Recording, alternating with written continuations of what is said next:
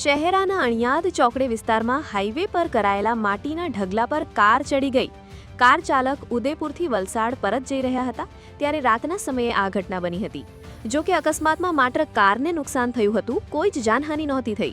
મહત્વનું છે કે વરસાદી પાણીના નિકાલ માટે ચાલી રહેલી ગટરની કામગીરીના લીધે હાઈવે પર કરાયેલે માટીના ઢગલાને લઈને લોકો ત્રસ્ત થઈ ઉઠ્યા છે। ગુરુકૃપા મોટર્સની સામે છેલ્લા 1.5 મહિનાથી ચાલી રહેલી આ કામગીરી અને ઢગલાના કારણે સંખ્યાબંધ વાહન ચાલકો ભારે હાલાકી ભોગવી રહ્યા છે।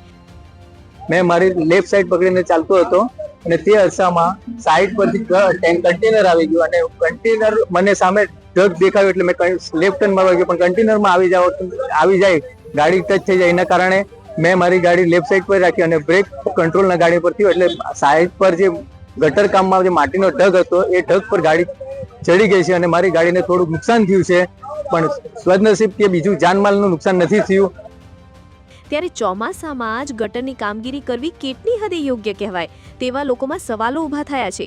આ મામલે પંચમહાલ જિલ્લા કલેક્ટર દ્વારા હાલોલ શામળાજી હાઈવે માર્ગની દેખરેખ રાખતી કંપની સામે તાત્કાલિક પગલાં લેવામાં આવે તેવી લોકમાંગ પણ ઉઠી છે।